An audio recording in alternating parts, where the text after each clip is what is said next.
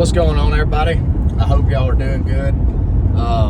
Spending the day with my counterpart, Danny, and him and I were talking about some of the most precarious situations we've been in doing this and in this industry. And his story is so much more funny than mine that I felt like it would be worth sharing so everybody could get a kick out of it. But if you're interested in this industry, the one thing you will enjoy is there is never an ounce of monotony in anything that we do, and you really never have any clue whatsoever of what you might stumble into.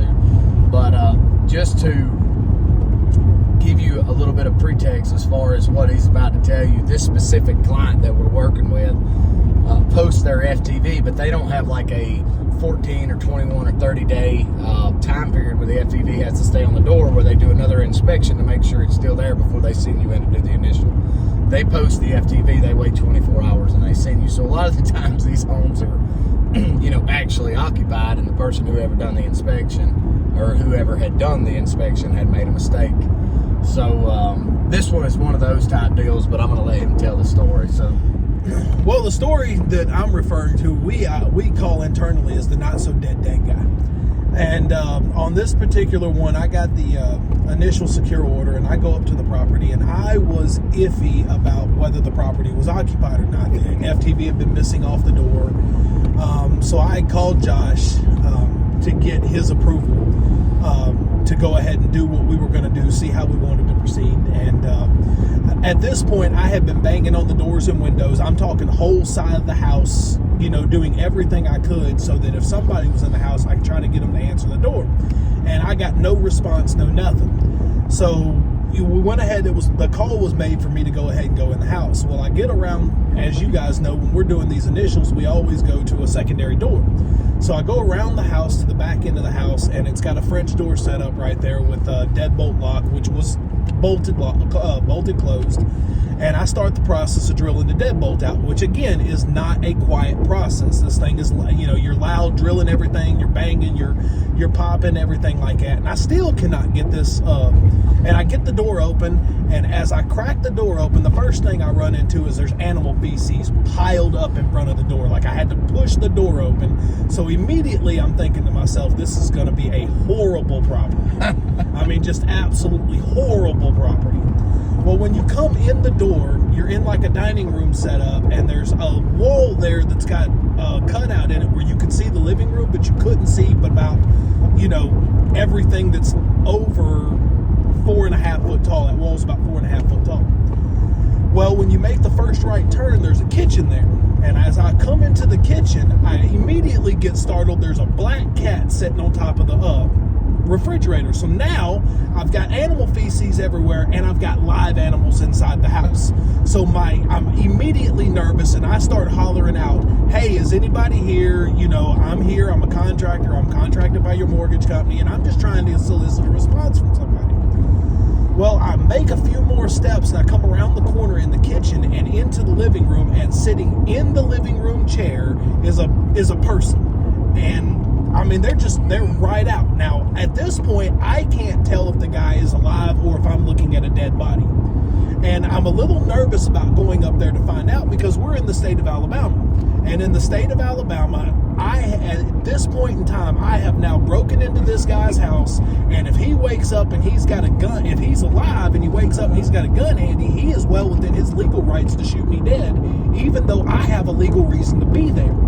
So I'm immediately scared to death. You know what I mean? Because if this guy wakes up, he can kill me.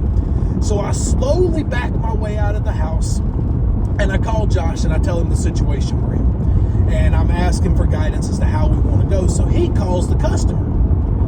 He's on the phone with the customer, and I'll have to let him tell this part of the story. What I got when he calls me back is the customer then informed him to tell me to go back in the house and start throwing things at the guy to see if we can get him to move. So, of course, Josh realizes how ridiculous of a response that is from our customer, and the safety situation it puts me in. So, of course, we throw that thing away, and him and I are going back and forth. We're both scared. We're both absolutely irate at our customer.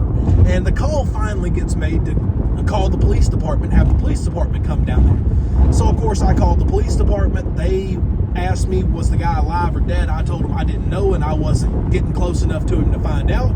So they send down a police car and send down local EMTs from the fire department, and they go in there, and they had a time on their hands, but they actually woke the guy up, and he was laying there asleep in the car, asleep in the chair. And of course, I'm going back and forth with the police department. I'm showing them the work order that sent me there and who I had the approvals for, and giving them all the contact information. And I told them that a notice had been put on the door from an inspector, and the guy said he had saw the notice and called the number that the customer had listed there to tell them that the home was occupied. And he talked to him and told him the home was occupied. So not only had he called, had the customer jacked up in conveying to us that the home was occupied and not canceling the work order, but they've also sent me in a situation where I could have lost my life. So when we talk about there being moments where this job is definitely not dull and the things that you run into, be aware of what you're walking into and the situations that the customers can put you in. Yeah, and we all, I mean, you know, one of the things that I harp on, and I've mentioned it before in several of my videos, is being a go-getter, you know, and jumping on it and going. And in this specific incident, once we got there and the FTV was gone, it was the second time that we had been there. It wasn't the first time we'd been there, and we had made this same case already. So this was the second time, and you know, one thing that he didn't touch on was the amount of time that he spent walking around beating on every single window and trying to get somebody's attention. There wasn't a car, or there was a car, the tag was expired. There were two cars in the driveway. Both of them had tags that had been expired for 2+ years, and the amount of dust that was on them made it clear to me that the cars had not moved in months. So there was several indicators that the property was vacant.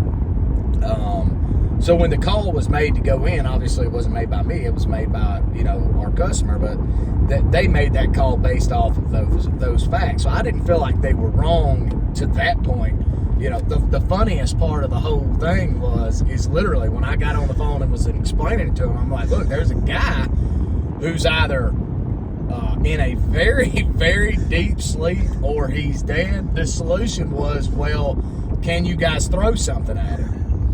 And I'm like, what? You know, no, we can't throw nothing at him. That's just what we need to do. Startle the guy. You know, not only have we broke into his house, but we want to scare the bejesus out of him. But, you know, I'm on the phone with him. I can hear Danny the whole time. He's like, you know, trying to wake this guy up and screaming at this guy. But what it was, this guy was passed out drunk.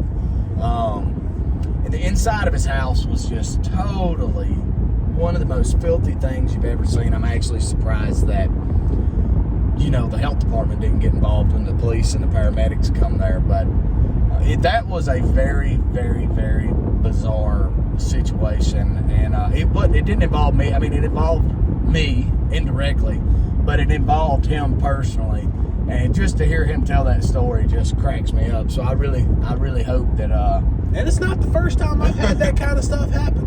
You know, we've talked about this before. I got into this early on with Josh doing inspections for him. Well, the first inspection he sent me to, the very first one he sent me to, was right down the road from my house. Well, I had gone and I had drove past the house and drove back up, and then I stopped on the side on the road, and it's a road that doesn't get a lot of traffic or anything like that.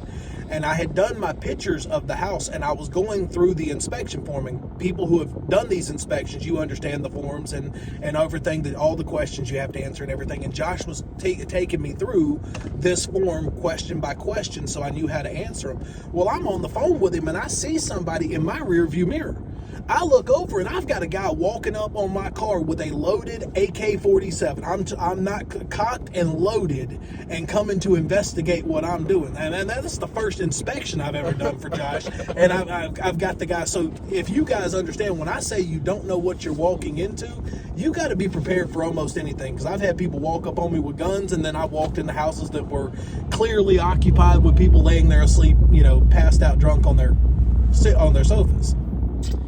And I've been doing this for a real long time, and the funny thing is I've not had either one of these two things happen to me, and they both have happened to him. And just so everybody knows, long before this, him and I served in the military together. We deployed together, so we've been thick as thieves for well over a decade.